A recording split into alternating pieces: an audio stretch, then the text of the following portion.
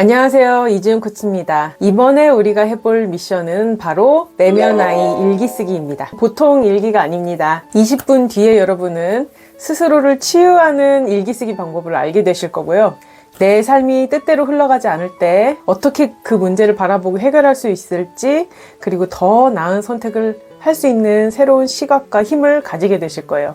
일기 쓰기를 배우는 것만으로도 여러분의 작은 선택들이 모여서 삶을 크게 변화시킬 수도 있습니다. 한번 익히고 나면 평생 동안 언제든지 힘들 때마다 내가 꺼내서 쓸 수 있는 아주 좋은 도구가 되니까요. 끝까지 이 영상 잘 지켜봐 주시기 바랍니다. 여러분은 스스로에 대해서 얼마나 알고 계신가요? 힘든 일이 일어났을 때 뭔가 감정이 이렇게 확 올라왔을 때 나도 모르게 자동적으로 반응이 나가고 있진 않나요? 무의식적으로 화를 낸다든지 부끄러운 마음이 든다든지, 그렇게 사람들은 자신도 모르게 자동 반응을 하는 경우가 많습니다. 그래서 그걸 잘 지켜보지 않으면 내가 선택해서 내 삶을 살아나가는 것이 아니라 그냥 반응하면서 사는 그런 모습이 되기도 합니다. 왜 어떤 사람들 그러잖아요. 나는 원래 그런 사람이야.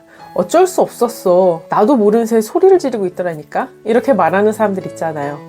그런 식으로 어떤 상황이 되면 자신도 모르게 같은 식으로 반응을 계속 하게 되는 거죠. 그래서 이 일기 쓰기는 나를 좀 더 알아가는 그런 과정으로 준비되어 있습니다. 일단 일기를 어떻게 쓰는지 알려드릴게요. 가장 먼저 사건에 대해서 적습니다.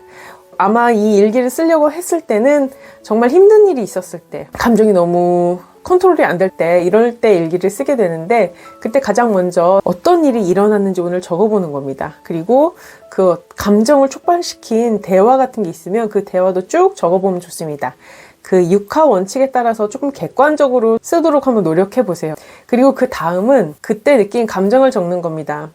화가 났다, 슬펐다, 부끄러웠다, 이런 식으로 간단하게 적는 것이 아니라 좀 더 자세하게 한번 적어보세요. 마치 나를 무시하는 것 같아서 화가 났었다. 나에게 너 때문이야 라고 비난하는 것 같아서 화가 났다. 이런 식으로 조금 더 자세하게 한번 적어보는 거죠. 감정을 적는 게 쉽지 않으신 분들도 계실 거예요.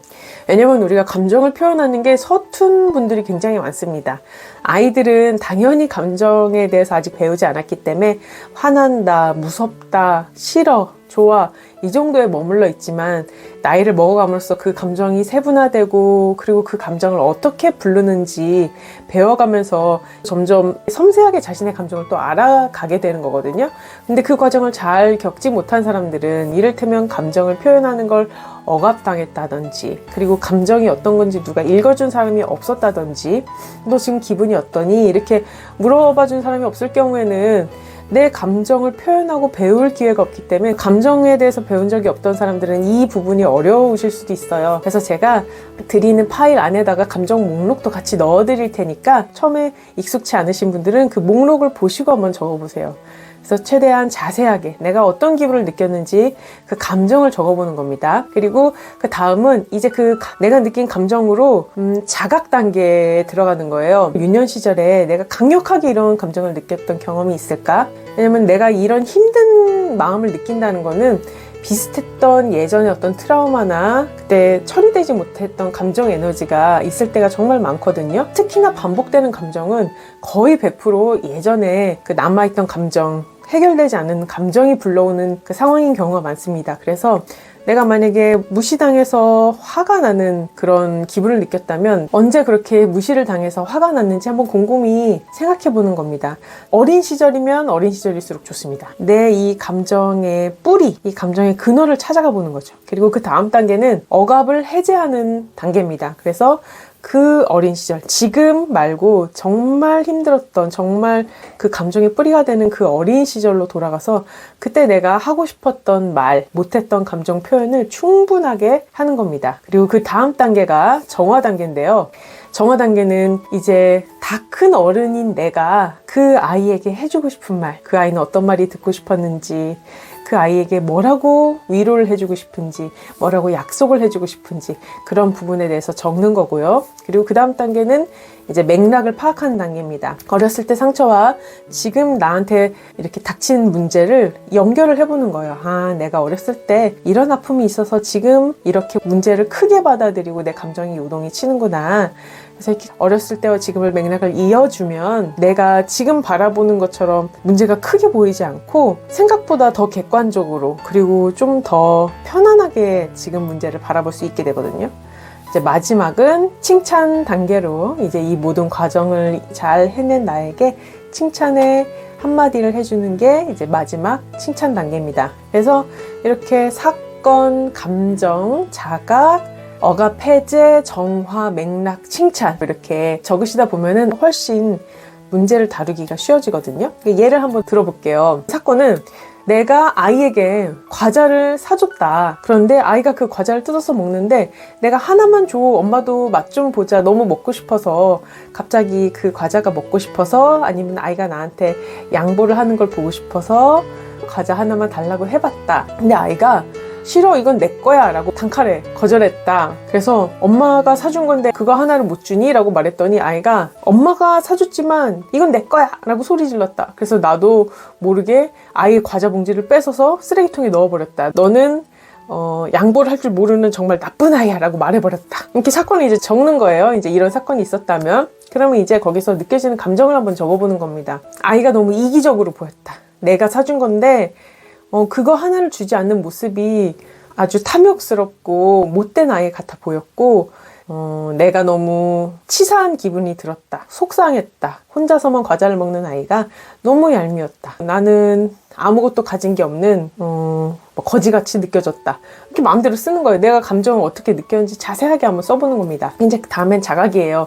이 부분이 중요한데 그럼 내가 언제 이렇게 얻어먹는 느낌, 이렇게 내 걸 갖지 못하고 늘 뺏기는 느낌, 늘 눈치 보고 얻어먹는 그런 느낌을 받은 건 언제였을까 이렇게 쭉 생각해 보는 겁니다. 그랬더니 어렸을 때 엄마가 남동생만 챙길 때 미역국에서 고기를 남동생한테만 줬을 때 그때 난 너무 서럽고 남동생이 얄밉고 구차하고 치사한 기분이 들었어. 맞아, 이때 정말 내가 그런 기분을 아주 강력하게 느꼈었지. 그렇게 찾아가는 거예요. 이런 찾아가는 과정은 처음에 혼자 찾아가는 건 조금 어려울 수 있는데 우리가 이제 그룹에서 같이 하기 때문에 다른 분들 찾아가는 거 보면 저런 방식으로 찾아가는구나 하고 배울 수 있게 되거든요.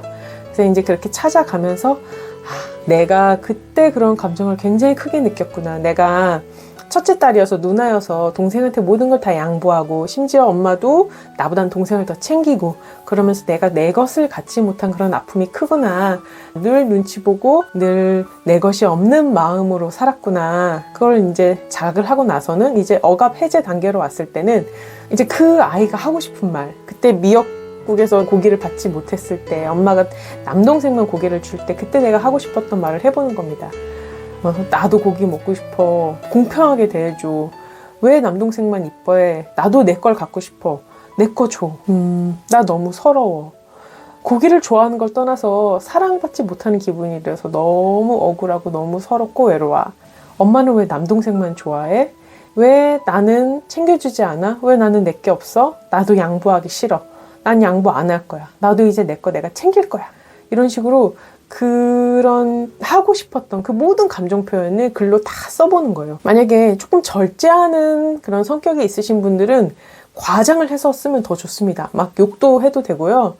혼자서 쓰는 거니까 폭발적으로 감정을 한번 표출해 보세요. 그 아이가 그때 하지 못했던 건 결국 다 안에 감정으로 남아있거든요. 그래서 아이가 과자 하나를 주지 않았을 때 그때 그 감정이 같이 딸려와서 그렇게 분노가 나는 거거든요. 그래서 이제 풀어내고 그 다음에 정화 단계에선 그 아이가 기다리는 것을 이제 내가 제공하는 겁니다. 그래, 이 고기 다 네 거야. 너 고기 많이 먹어. 내가 너 고기 듬뿍 챙겨줄게. 이제 양보하지 않아도 괜찮아. 너도 네 몫을 당당하게 가질 자격이 있어. 너도 귀한 사람이야. 너도 귀한 딸이야. 내가 널 챙겨줄게. 이런 말을 이제 써주는 거예요. 그 아이가 듣고 싶었던 말. 그리고 고기를 잔뜩 그 아이한테 주는 상상을 해도 좋습니다.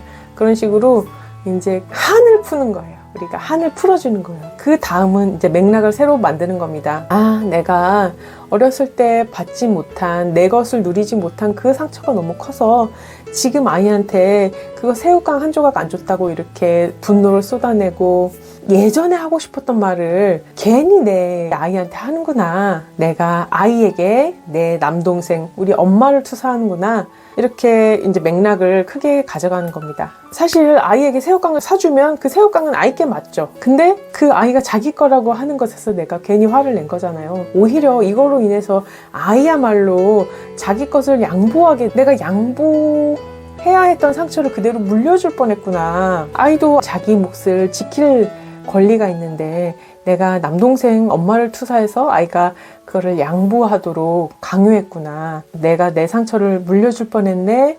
아이가 자기 것을 지킬 수 있어서 다행이다. 이렇게 맥락을 새로 만드는 겁니다. 그리고 마지막은 이 내면 아이를 깊이 들여다본 나 칭찬해, 이렇게 칭찬을 해주는 거예요. 그래서 이런 과정을 계속 몇 번 반복해서 쓰시다 보면 나 자신을 바라보는 연습이 좀 되실 거고요. 그리고 내 상처 좀 패턴도 찾아가시게 될 겁니다. 이거는 제가 이제 예전에 썼던 그 일기거든요. 이거를 제가 한번 보여드려 볼게요. 저도 패턴이 있습니다.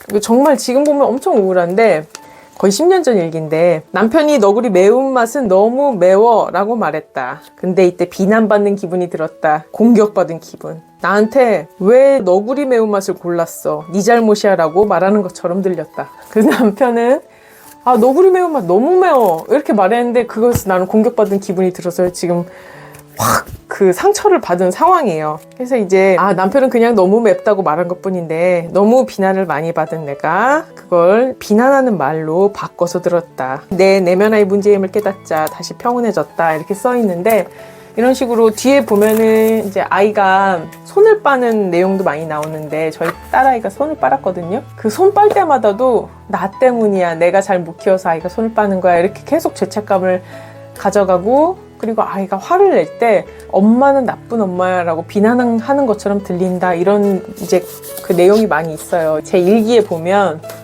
해서 보면 이렇게 비난받았던 그런 상처를 계속 되풀이하는 거예요. 아이가 아이답게 자기 표현을 하는 것도 계속 비난하는 걸로 듣고, 남편이 그냥 너구리 매운맛은 매워라고 말하는 거를 그것도 나를 비난하는 걸로 듣고, 이런 식으로 맥락을 알기 전까지는 그냥 그렇게 느껴버리고 반응하는 삶을 삽니다. 사람들이 날 너무 비난해.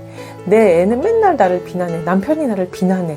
이렇게 반응하는 삶을 사는데, 이렇게 일기를 쓰면서 내가 어떤 식으로 생각하고 어떤 유년 시절에 상처가 있어서 이런 감정을 크게 느끼는지 이렇게 맥락을 다시 잡고 정화하는 작업을 여러 번 거치시다 보면 그 부분이 많이 치유가 되고, 그렇게 자동적으로 반응하는 데서 좀 떨어져가지고 객관적으로 바라볼 수 있게 되고, 감정이 요동치던 것도 많이 가라앉아서 평온해집니다. 그래서 여러분들 이 일기쓰기 꾸준히 하시면서 나를 알아가는 시간을, 나의 내면 아이를 알아가는 시간을 가져보셨으면 좋겠어요. 이게 처음에는 글로 쓰는 게 어려우실 수 있는데, 쓰시다 보면 점점 익숙해지시면서 나중에는 한 번의 글로 쭉 쓰실 수 있게 되거든요.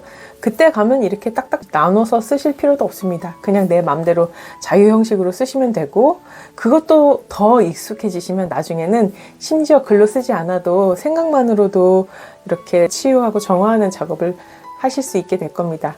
그렇게 되면 여러분들은 이제 굉장한 도구를 갖게 되신 거예요. 내가 삶이 힘들 때, 감정이 너무 요동칠 때, 내 삶이 내 뜻대로 되지 않을 때, 그때 나를 들여다보고 내 감정을 치유하고 정말 지혜로운 선택을 할 수 있는 최고의 도구를 갖게 되시는 거니까 잘 연습하셨으면 좋겠습니다. 여러분 안에는 물론 상처도 있고 아픔도 있고 억압된 감정도 있고 그렇겠지만, 그거랑 동시에 또 잠재력도 있고 아이디어도 있고 엄청난 그 호기심도 있습니다. 그게 바로 여러분 안에 다 있습니다. 나를 알아가는 것 너무 두려워하지 마세요. 나에게 가장 소중한 건 나니까요. 나를 알아가는 이 시간 정말 귀한 시간이고 너무 좋은 시간이니까 이 시간 뜻깊게 이 일기 쓰시면서 그 좋은 시간 가져보셨으면 좋겠습니다. 행복한 엄마가 행복한 아이를 기릅니다. 여러분은 행복할 의무가 있습니다. 행복하세요. 안녕.